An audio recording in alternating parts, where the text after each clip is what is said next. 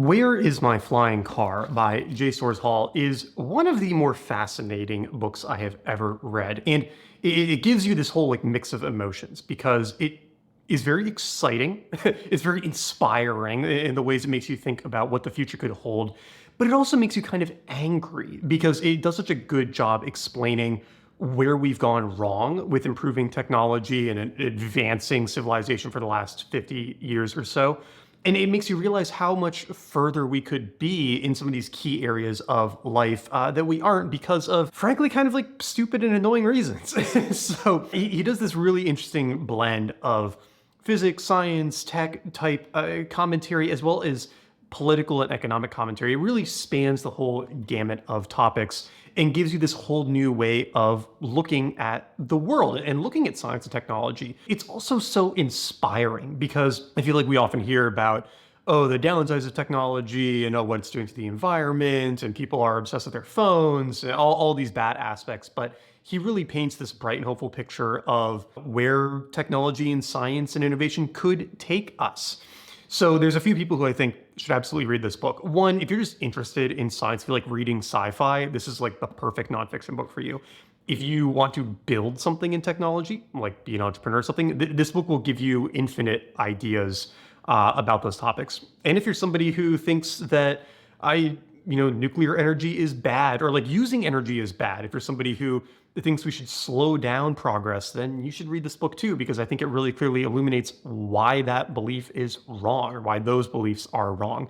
Now, let's start, like I said, with flying cars, because this is a topic he dedicates a decent amount of time to. And he actually makes the argument that if progress had continued the way it was progressing after World War II, we could actually have a form of flying car today. And one trend that all of this relates to is something that you may or may not be familiar with, but this idea of what happened in 1971. And there's a great website, I think the URL is whathappenedin1971.com, that shows all of the things that started to go weird in the early 70s. Airplanes were steadily increasing in their cruising speed from when they were first getting produced up through 1960. And then there was the Concorde slightly after that, but basically every other plane, aside from the Concorde since the 1960s, has flown at about the same speed for the last 60 years. There's been very little change.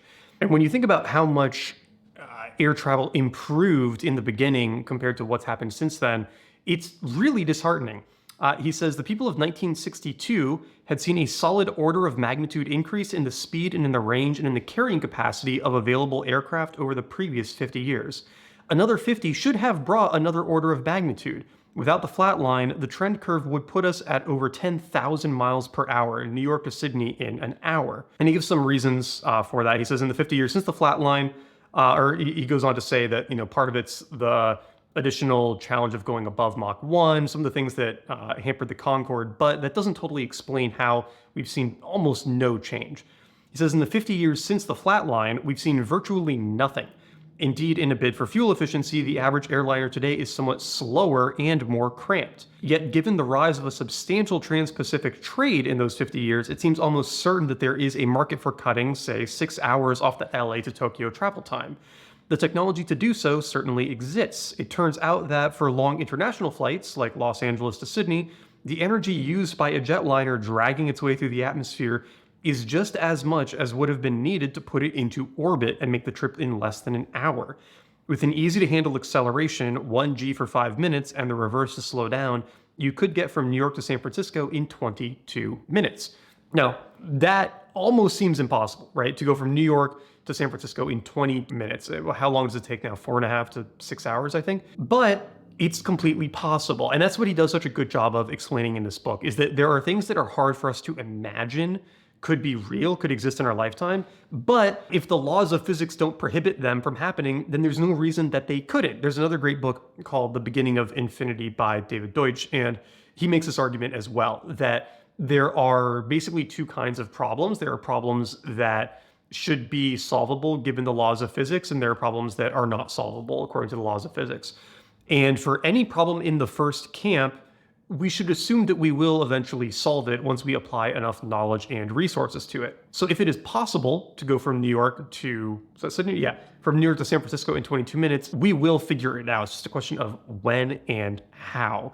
And this is kind of timely because SpaceX just did their Starship launch last weekend. It was the latest successful test in getting to the next stage of, making it to orbit and being able to reuse the rockets and whatnot.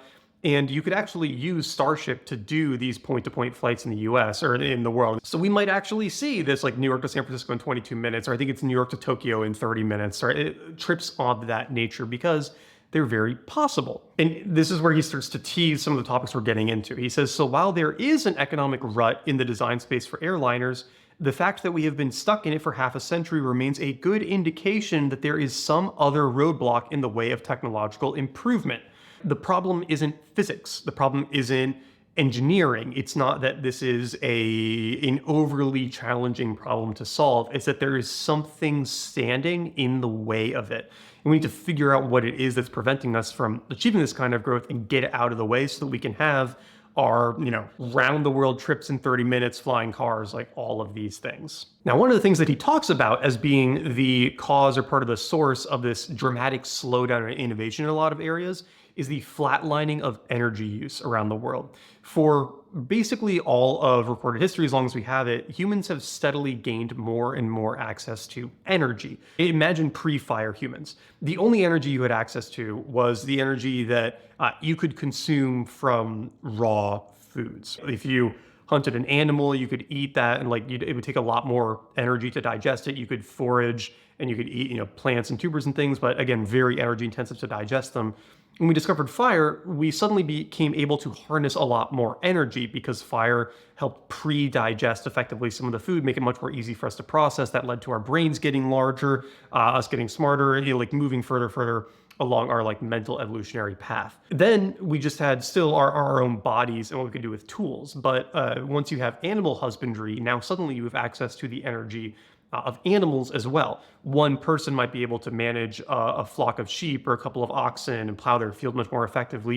Your energy access increases. This continues throughout all of history. We get access to more powerful animals, more powerful tools. We have steam engines, then we have electricity. Our power keeps multiplying. And as our power multiplies, as we get access to more energy, our lives get better and better. And this continued, again, for basically all of history, obviously with some hiccups along the way, and then really accelerated in the 18 and 1900s. He's got another great chart of this, where starting in early 1800s, the amount of energy that the average person had access to each year went up by about 2%. 2% doesn't sound like a lot, but you compound that over a couple hundred years and it gets really, really significant until the early 1970s when things stop. We just flatline. And since then, there has not been that dramatic 2% increase in energy available to people per year. We have basically just been stuck there. Oh, and I actually misspoke. It's not 2%, it's 7%. Going back at least to the Newcomen and Savory steam engines of 300 years ago, we've had a very steady trend of about 7% yearly growth in usable energy available to our civilization. And this actually touches on an idea from another book that I might do at some point called Novacene by James Lovelock. He's the guy who came up with the Gaia hypothesis, and he says that the Anthropocene was the period of history from about 300 years ago when the steam engine came online to today, when humans started to be able to access more and more energy that existed in the world, more than just our bodies and the bodies of other animals and humans, right? This is a very powerful period. And during this period, during these 300 years, that energy access was going up at 7% per year. And he has this interesting way of measuring it. A human eating a diet of 2,000 calories per day can produce a daily average of about 100 watts of energy. The average South American today uses 10 times that amount of power, and the average North American 100 times. It doesn't seem unreasonable to imagine another industrial revolution giving us another factor of 10 or even another 100. In fact, if we hadn't stopped that progress in the 70s, we would already be up another 100x in the energy available to us. So imagine that, right?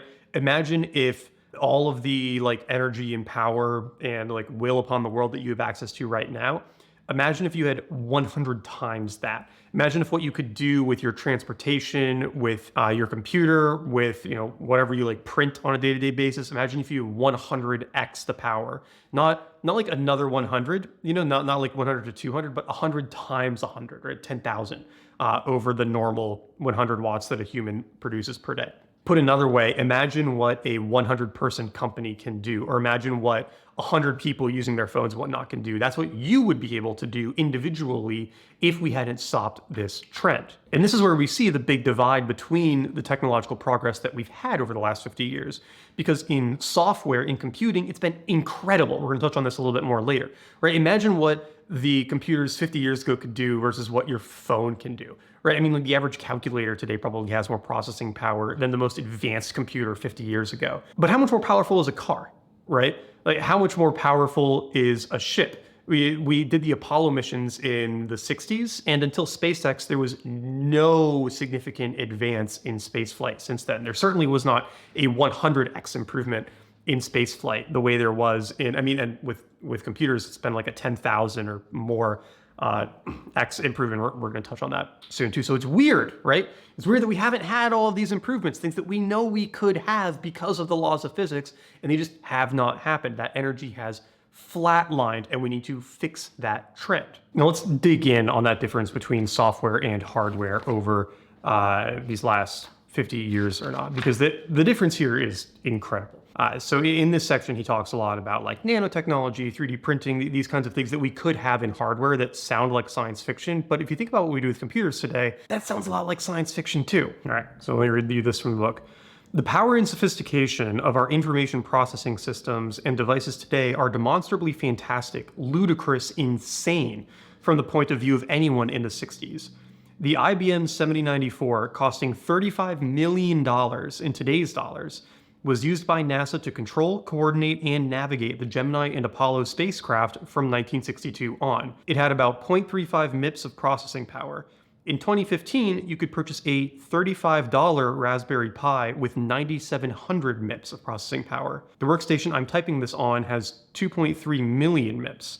The same astronomical increase is possible with matter and energy, and we have known how to go about doing it since 1960. So for comparison, you know, imagine if that processing power, which is like, it's really hard to imagine, right? A $35 Raspberry Pi has 30,000 times the processing power of the IBM computer that navigated the Apollo missions, and it costs 1/1,000,000th of the price.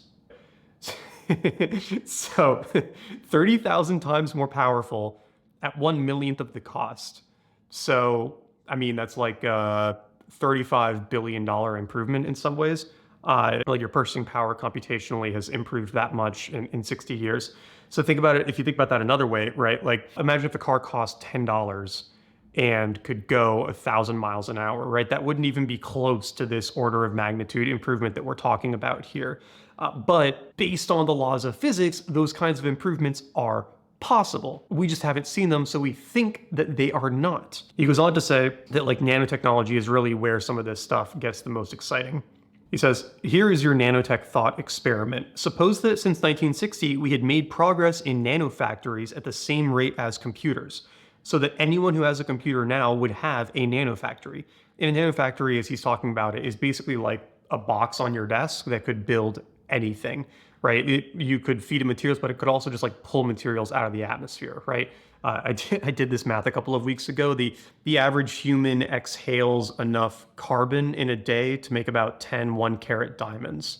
So just as an example of the amount of like raw materials that are just floating around in the air around you. So he says, not a big thing, mind you, like a computer. Oh, okay, so he says it could be as small as a cell phone. Your nanofactory could be as small as a cell phone. It would probably be part of your smartphone, right? Just a quick update from your iDoc app, so like some app on your phone that connects to medical practitioners, and it synthesizes your dose from the CO2 in the air and a vitamin tablet. And in this case, he's talking about the COVID vaccine. He says, in early 2020, COVID-19 got loose, quickly spread around the world. By February 24th, Moderna had come up with the mRNA vaccine and was ready to do early stage testing on it. But then we waited until December to get permission to use it, right? So you can imagine that there is an alternative reality where Moderna figured that out on February 24th. They uploaded it. And most people probably shouldn't, take a brand new experimental drug like that. But for people who were at serious risk of dying, they could have had access to that information the same day and printed their medicine at home immediately.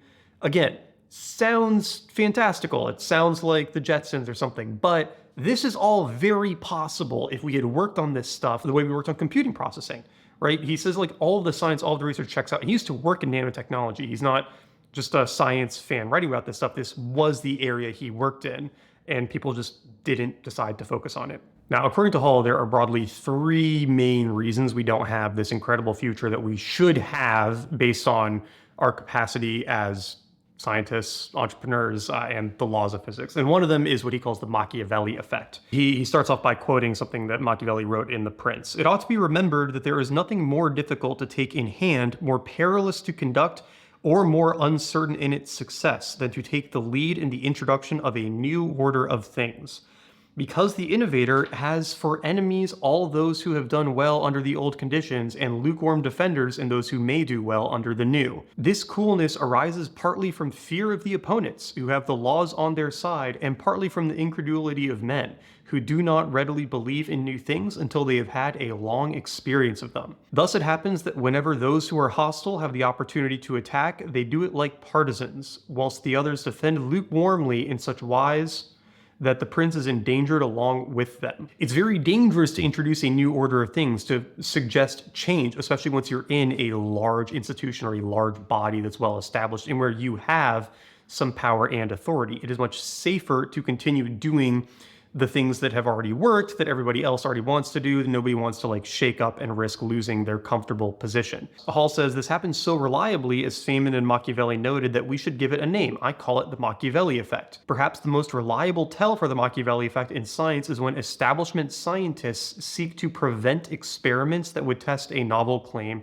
or hypothesis. And one example that he uses to talk about this in this section is cold fusion, which is this idea that we could have fusion instead of fission-based nuclear reactors that would be potentially much more efficient, much safer, much cleaner, and if you could do it cold, it would need a lot less energy to get started. It's sort of the holy grail for energy production, when we would truly have energy too cheap to meet, or just free, abundant, basically limitless energy for everyone. It's possible. It is not forbidden by the laws of physics, so it is something that we should be working on. But so many institutions are so dismissive of it, they just don't think that it's worth working on, and they're so comfortable just maintaining the status quo that they discourage people who do try to go after it. And this leads to some of the failures that we have seen today. A little bit later, he talks about something Arthur C. Clarke wrote about in his work, Profiles of the Future, where he said the two major forms of failure risked by technological procrastinators are failure of nerve and failure of imagination, right? These are kind of like the two of the main reasons psychologically that we don't work on these things. Hall says the failure of nerve applies when the facts are known, the science is there, the engineering understood, the pathway clear, and only the details remain to be worked out. This is the case with nanotechnology. Like Hall says, we roughly know how to do it and how to get started. We just haven't been doing it. Hall goes on, but if the result is far enough out of common sense experience, outside the box or the Overton window, the mind balks.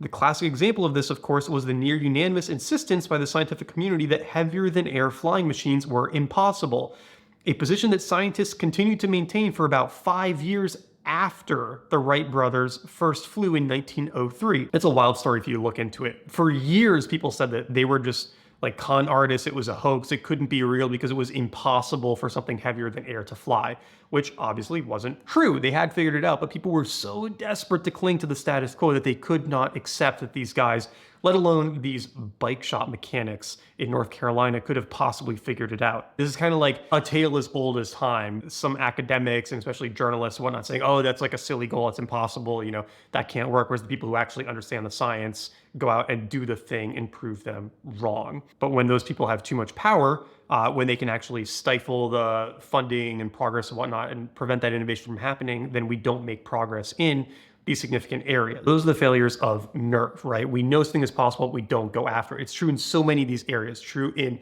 nuclear fission and fusion, true in air travel, it's been true in space flight, it's true in nanotech, it's all over, right? People go for the safer, easier thing that they can get more like social credit for instead of going after these big world life-changing technologies.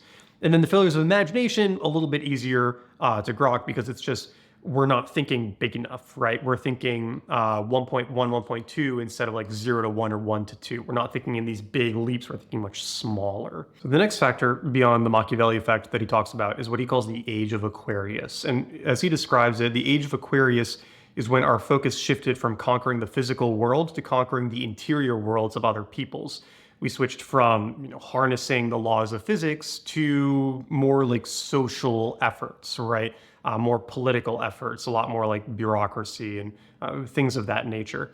And he's got some great charts in here. One is this like fascination with crises. He's got a chart of when the word crisis appeared in print per year, like in major newspapers, and it's pretty crazy because the average number or the average amount of times the word crisis is used is way higher today, more than twice as high today as it was during the Civil War, during World War I, during the Great Depression, and slightly less than twice as high as it was during World War II, right? All of those were objectively much worse times in history, right? True crises.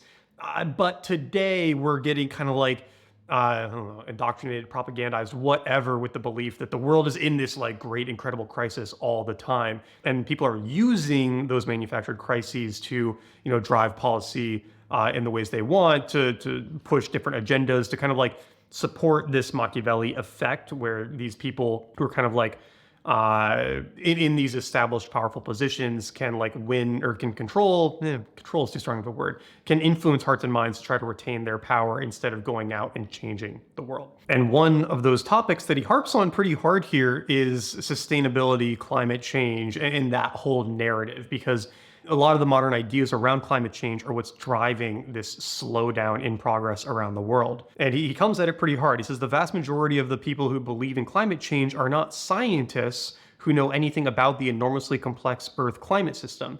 They believe what they do because they have been told it by authority figures. They attach a moral significance to their beliefs. They believe that they are better people because they believe it. They react to skepticism not with careful self-searching reconsideration, but with the scathing inquisitions of heretic hunters. This is a recipe for religious faith, not scientific knowledge. And he even says the green religion has essentially superseded Christianity as the default religion of Western civilizations, especially in academic circles since the 1960s. And he says it's developed into an apocalyptic nature cult centered around climate change. And the interesting thing here that the science is very different from the public consensus. He says the religious side can be summed up by a 2017 poll that reported 39% of Americans believed that there was a greater than 50% chance that climate change would spell the end of humanity. This is an apocalyptic nature cult indeed, but it is mind-bogglingly different from the actual scientific consensus on the subject.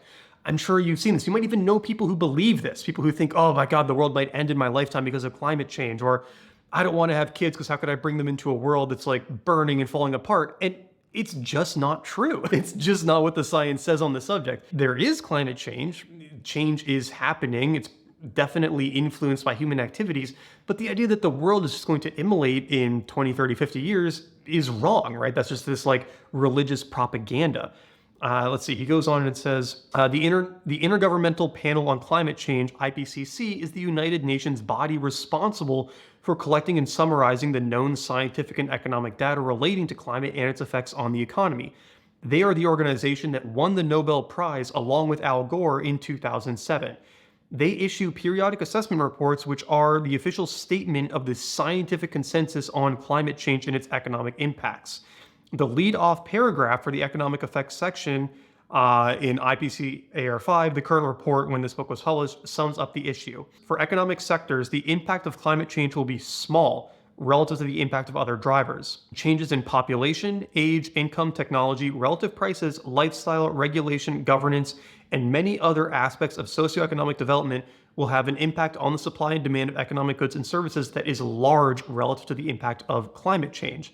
The impact of climate change will be small. This is the scientific consensus. Thinking that it is the existential threat of our lifetime is a religious catechism, right?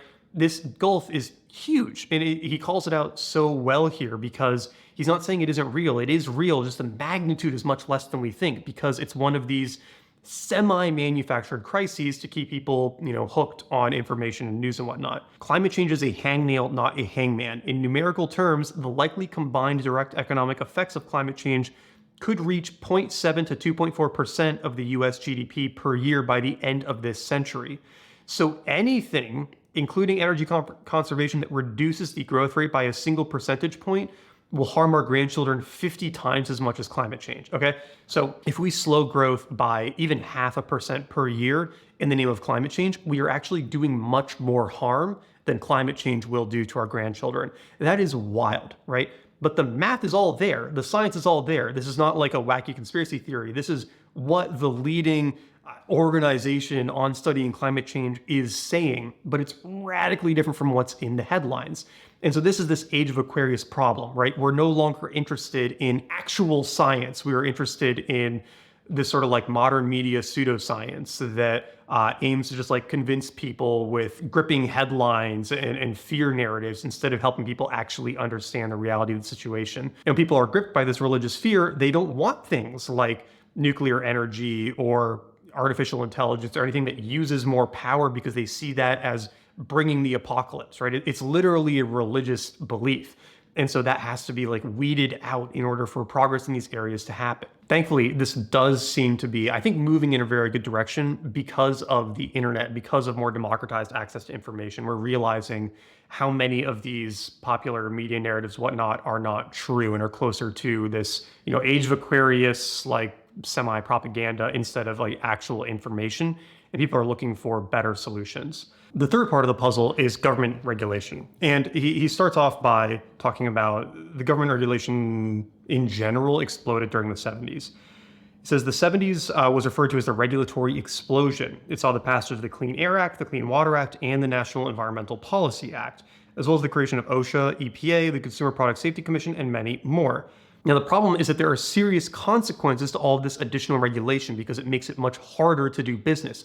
Yes, there are some safety benefits, but as we talked about in the episode from the Anthology of Biology last week, there are many ways to achieve safety, and regulation is actually a fairly blunt one, and not necessarily that effective of a one either. It's mostly stifling innovation and progress. So you might have seen this thing about how the Empire State Building was built in, I think it was 2 years, and we can't do anything close to that speed at that construction level today. And most of that is because of regulation. Hall mentions this study that in 2013, economists published a study in the Journal of Economic Growth, Federal Regulation and Aggregate Economic Growth, that calculated that if we simply maintained the level of regulation that we had in 1949, the median household income in America would be $185,000. Instead, it is $53,000. So all this additional regulation cost us about a 3.5x in our real earnings today. That's pretty significant. And there's a lot of ways that we can see how this is manifested. He's got this great chart that shows the number of lawyers in the US, which was rising somewhat steadily until the 70s, and then it just takes off, right? All these additional people start going into law because there's so much more demand for paperwork regulation, kind of like unuseful work for the most part, right? Like some legal work is obviously useful, but most of this is just like paper pushing and like taking off margin and profit from the companies actually building things and giving it to people in bureaucracy. He's got another crazy stat here on how expensive this all is, where he says, according to a study conducted by Tillinghast Towers Perrin, the cost of the United States tort system consumes about 2% of GDP. On average, the long-run compound interest effect of the economy as a whole is startling. Without it, our economy today would be twice the size that it actually is. And that doesn't even include the consequences of taking more than 1 million of the country's most talented and motivated people and putting them to work making arguments and filing briefs instead of inventing, developing, and manufacturing. He goes on to point out that if in 1900 Orville and Wilbur Wright had faced the regulatory and legal environment that we now have, the flyer would never have gotten off the ground.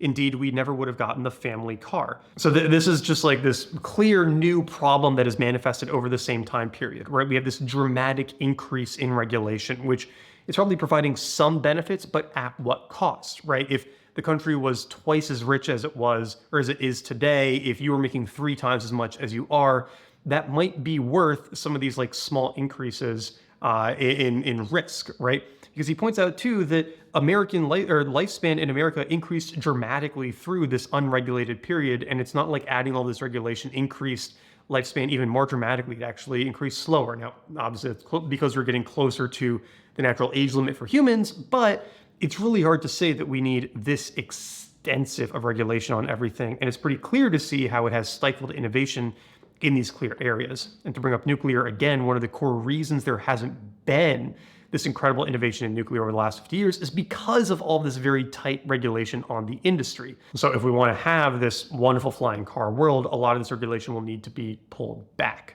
So there's a ton more in here talking about the science of flying cars, why it's totally possible, how cheap energy could get. And I'm just going to finish up by talking a little bit about just like this future that we could have today that we don't, but that we could maybe have in another 20, 30, 50 years, because it's just very exciting, right? He says, with 50 years of experience in experimentation, Isaac Asimov's speculation that the appliances of 2014 will have no electrical cords, of course, was completely reasonable. So Asimov said that in 64, right? And that was a reasonable thing to expect at the time, because of course we would keep working on nuclear and we would have nuclear batteries that powered everything, and we wouldn't need electric cables, we wouldn't need outlets, right? Everything would just have basically infinite energy. We really should have atomic batteries by now, and guess what? Your iPhone would never need charging, and your Tesla would have a range of 3.5 million miles. It is a possibility, but we don't have that world because of all these problems. And then this isn't how he ends the book, but I just love this quotation, so it's how I'm going to end these notes on it, which is, we could have had flying cars in 1940, but for World War II. We could have started on nanotech in 1960. We could have started on solar-powered satellites in the 70s. The low-hanging fruit of nuclear power was left to rot on the ground, and it was sprayed with the kerosene of hysteria and ignorance. It's very powerful stuff. And he goes on a little bit later, talk about the new age of nuclear, how we could just like pull uranium out of seawater and it would be enough to power the world many times over. We just have all this incredible potential around us that we're not tapping into. So if you want to be convinced of that, you should definitely pick up this book. If you want to learn more about nanotechnology, nuclear, flying cars, all this stuff, you should pick it up as well. And I think, it really is just a very inspiring read. I really enjoyed it. So grab your copy of Where's My Flying Car, leave a review or share this with a friend if you are enjoying these book summaries. You can always reach me on Twitter or Instagram at Nat Eliason on Twitter, at Nat_Eliason on Instagram, if you have any books you think I would love to check out. And I will see you next time. Thanks for listening.